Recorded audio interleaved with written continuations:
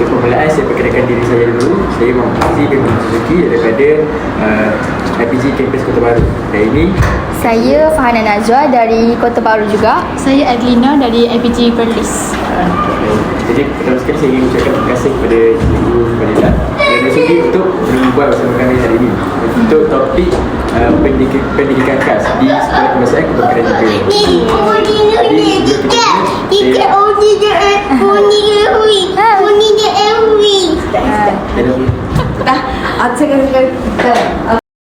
Sampai Okay. Jadi untuk permulaan sebelum kita mula soalan, saya nak minta cikgu untuk kenalkan sedikit tentang cikgu. Okey. Assalamualaikum warahmatullahi wabarakatuh. Saya Fadilah binti Abdul Rahman. Option memang pendidikan khas tapi masalah penglihatan. Pengalaman kerja ni tahun yang ke-22. Saya posting tahun 2004 sehingga 2011 di SKPK Princess Elizabeth. Murid memang murid-murid masalah penglihatan. Pertengahan 2011 hingga 2024 lah, bulan 10 2004 saya baru pindah ke SK Kebangsaan 3. Di SK 2 Musang sebelum ni, sekolah kedua saya mengajar masalah pembelajaran tapi lebih kepada murid-murid disleksia. Berpindah ke SK Kebangsaan 3 ni saya start belajar yang betul-betul untuk Kalau kat sini menyeluruh. Semua dicampur. Dulu ada disleksia je kat sini tapi disleksia dia dah inklusifkan sepenuhnya di perdana lah. Ada beberapa murid disleksia yang diinklusifkan ke perdana. Lepas tu kat sini dah tak ramai murid disleksia saja, dia dah bercampur kan. Ada dalam kelas ni pun ada juga seorang disleksia tapi dia dah campur lah, bukan setakat disleksia saja. Jadi untuk soalan pertama, untuk soalan pertama saya nak tanya cikgu, macam mana cikgu merancang dan melaksanakan pengajaran dan pembelajaran PDPP agar sesuai dengan keperluan serta tahap kebolehan murid berkeperluan berpendidikan khas? Okey. Macam kita tengok kalau di sini lah, di sini sekolah kita ni, dia dalam satu kelas tu kita ada pelbagai masalah murid kan. Pertama sekali kita kena kenal murid kita tu macam mana. Macam mana murid tu, tengok tingkah laku dia, tengok emosinya. Sebabnya biasa murid-murid yang DPK ni dia punya tingkah laku ataupun dia punya sosial emosi dia selalu berubah-ubah kan. Hari ni datang okey, esok belum tentu.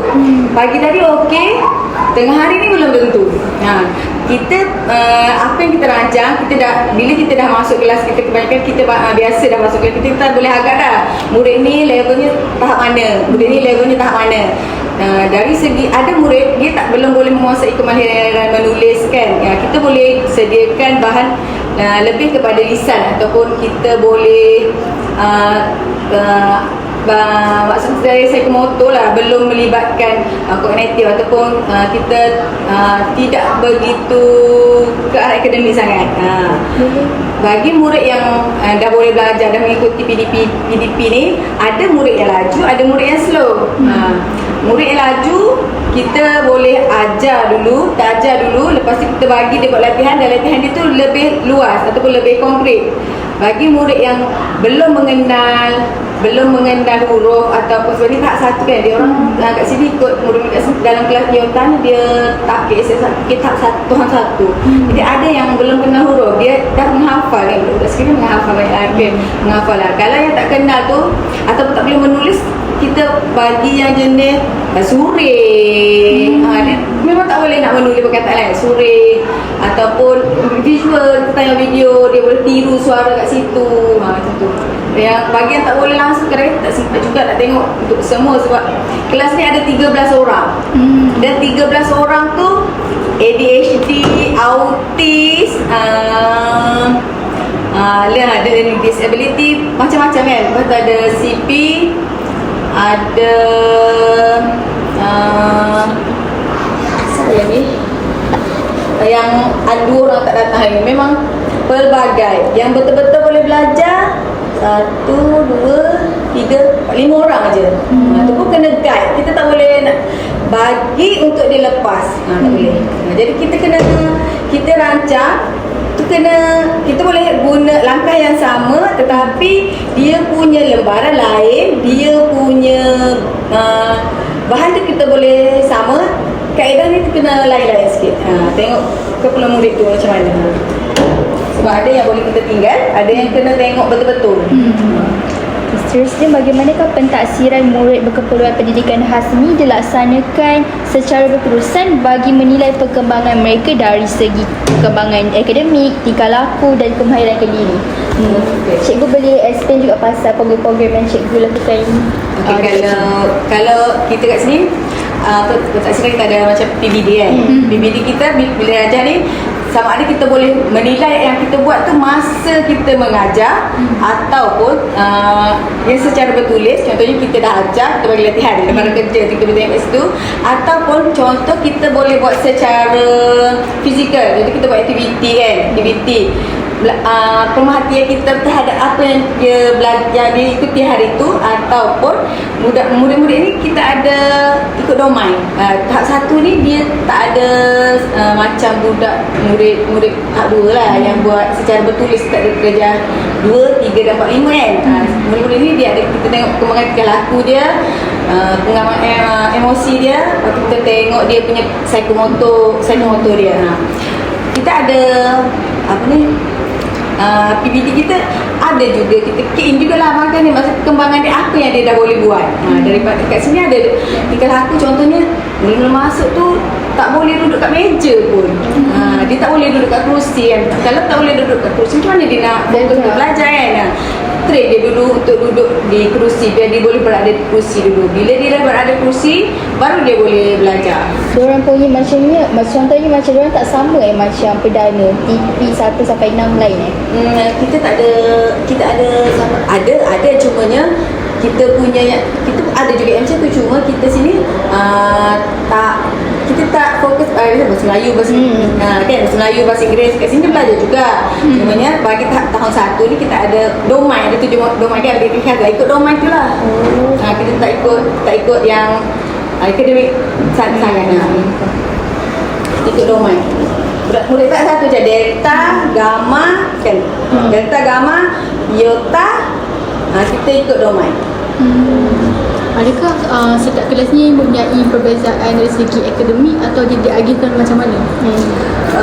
Kalau kita tengok ni, saya pun baru juga kat sini. Memang berbeza lah. So saya sebelum saya ngajar disleksia kan, disleksia tu dia lebih ke arah pemulihan sikit. Sini saya petunjuk ni.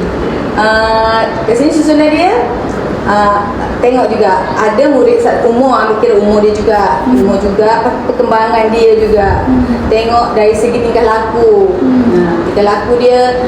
Lepas tu tengok dari segi hubungan dia sosial lah. Ada murid dia tak boleh bergaul, ada tengok pakai headphone. Ada kat sini yang pakai headphone tak ada. Dalam kelas ni tak ada. Ada macam kat sini, murid boleh belajar ada, tak boleh belajar pun ada, tak boleh bercakap ataupun tak boleh nak berkomunikasi, kita pun tak boleh nak berkomunikasi dengan dia pun ada. Macam tu lah, betul dia tak datang kan. Jadi dari segi penempatan sebab kelas kita semuanya 13 orang, belas ramai kan. Dengan situasi suasana kelas ni macam tu lah. Dia tak boleh nak asal kita belajar sahaja, tak boleh.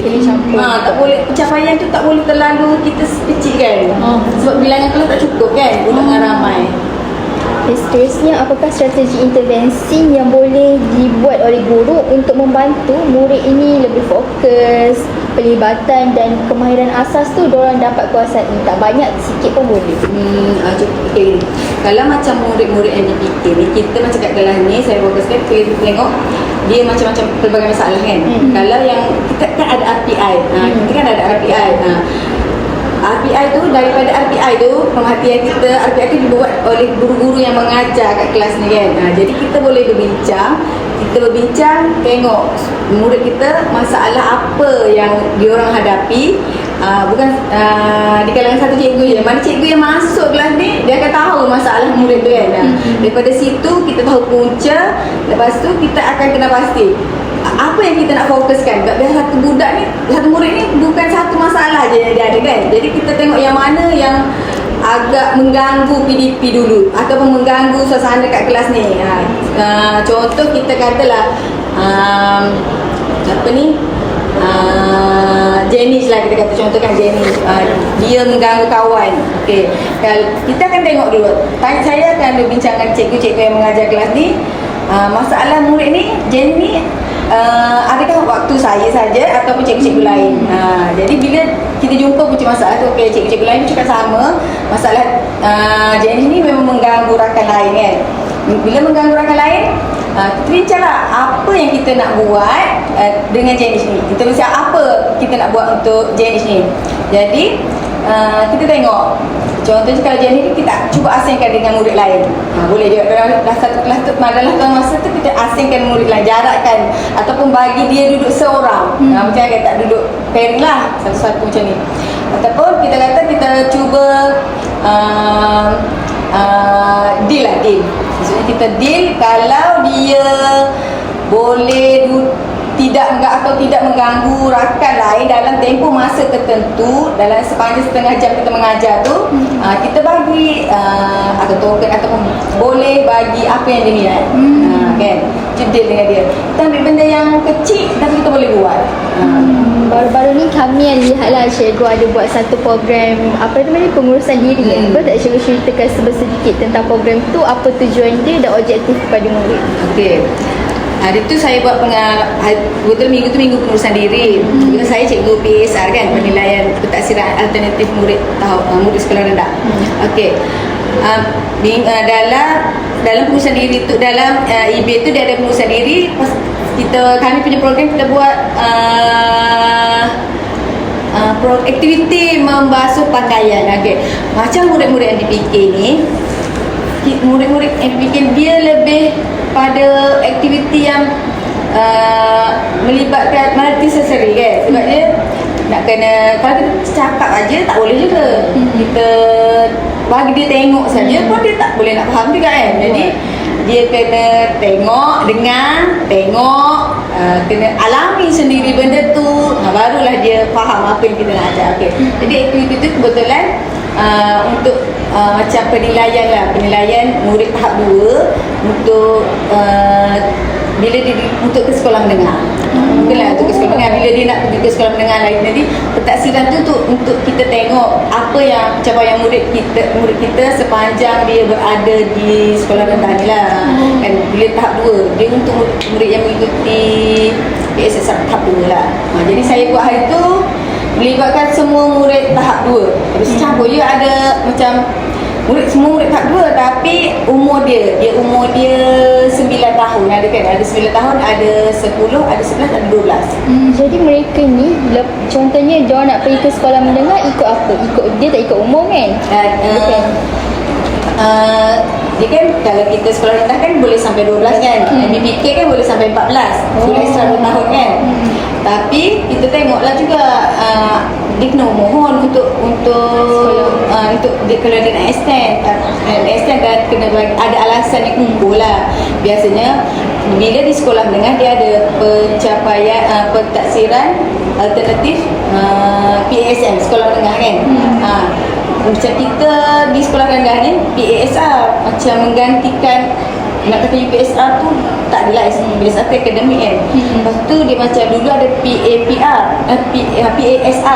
sekarang kita ada PAPR. PAPR ni lah macam dia ada IB yang kita boleh pilih, ada 18 IB kita pilih untuk kita buat, dan dia ada outcome yang perlu kita yang murid kita nilai dia boleh buat ke tak boleh buat. Pencapaian macam mana. Jadi saya buat program tu macam kemampuan murid dari segi psikomotor dia boleh memberus kan. Dari segi pengetahuan dia boleh Kalau dia sebenarnya ada dari awal tu dia ada murid tu macam boleh cakap balik dan boleh menyurai perkataan penulis kan, boleh menyurai perkataan yang melibatkan aktiviti tu lah. Lepas tu bersosial, boleh duduk dengan kawan-kawan dia. Jadi satu aktiviti tu merupakan aktiviti kemahiran hidup, maksudnya untuk amalan dia di rumah kan. Tapi macam biasalah, ada murid yang boleh. Pertama-tama zaman sekarang kan, murid-murid berus tanya apa bahan berus pun tak kenal. Biasa kan pakai washing machine kan. Macam mana nak memberus pun tak tahu. Di sekolah ni lah tempat dia belajar kan. Jadi ada yang motor dia tak kuat, ada yang tak pernah buat. Itu kita kena pegang tangan dia, kena bagi dia instruction. Instruction yang simple dan jelas, tak ada gangguan kan. Lepas tu kita kena hari pertama sebab tu ramai kan, just untuk pengenalan. Hari kedua, hari Ahad saya itu saya panggil by group 3 orang. Jadi benda tu lebih senang lah dia orang nak belajar kan. Macam mana nak berus dengan betul, amalinya, macam lepas tu nak buat macam mana nak memerah. Benda tu dia dah belajar masa seni, masa dekat kelas pun. Cuma kita nak tengok dalam aktiviti yang dipanggil membasuh, macam mana benda tu diaplikasikan. Saya nak tahu apakah cabaran utama yang dihadapi oleh cikgu dalam mendidik murid PPKI ni? Cabaran dalam mendidik murid PPKI kita, satu, tengok kemampuan murid itu sendiri kan, dari segi emosi, tingkah laku, latar belakang ekonomi dia, latar belakang sosial dia. Lepas tu tingkah laku dia sendiri yang berbeza-beza, penerima tahap pengetahuan dia. Ada murid yang dia dah, maksudnya ada pendedahan ataupun dia dah dapat latihan, ataupun dia dah dapat dia dah dapat pergi macam ada kat luar kan, ada sensor, ada KACC tu. Ada murid kat situ yang datang dari KACC biasanya mudah untuk mengikuti sesi PDB kita lah kan. Kalau murid tu tak ada pengalaman kat situ, lepas tu ibu bapa pun tak semua ibu bapa dia ada pengetahuan kan tentang apa keperluan anak kita, apa yang kita boleh buat untuk anak kita.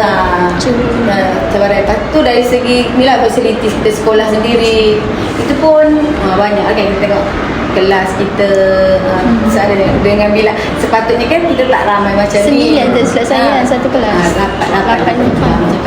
Kalau dah berbelas-belas, lepas tu murid semua datang, kita nak tengok seorang-seorang tu. Kalau cabaran dari segi ibu bapa pernah ke? Kerjasama dengan ibu bapa,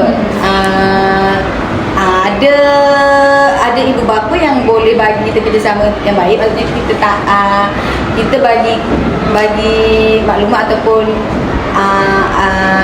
aktiviti murid ni untuk sama di rumah. Ada juga yang ibu bapa sekadar hantar, bila kata sekadar hantar dan kita nak dapatkan kerjasama, nak tahu masalah anak apa. Ada juga kita nak dapatkan persetujuan atau persefahaman daripada ibu bapa tu. Ada sebabnya kadang-kadang ada ibu bapa dia sendiri pun tak tahu masalah anak dia kan. Kita tahu anak kita ada masalah, okey, tak boleh nak belajar, dan apa sepatutnya anak kita dapat, dan apa yang boleh kita bantu anak kita yang belajar di sekolah dan kesinambungannya boleh diteruskan di rumah. Biasa kalau saya tanya anak, kita tanya mak anak dia apa buat kat rumah, telefon lah. Telefon itu masalah lah. Kita nak letak kesalahan tu di parent 100% pun tak boleh, sebab dia tak ada pendedahan kan. Dia tak ada pendedahan, bilangan anak dia yang lain, kerja, kita tengah masa sama masa kita kat sekolah, pelajaran di sekolah kita terhad kan. Kadang-kadang murid kehadiran ada juga yang ramai tak datang. Jadi kita tak boleh nak ulang benda tu. Tahap pengetahuan dia yang berbeza tu pun kita tak boleh nak ulang benda yang sama. Kesian yang dah boleh belajar, kesian yang tak hadir sentiasa tu. Itu saja daripada kami. Terima kasih Puan Fadilah sebab sudi ruangkan masa dan jawab soalan-soalan kami. Terima kasih. Terima kasih.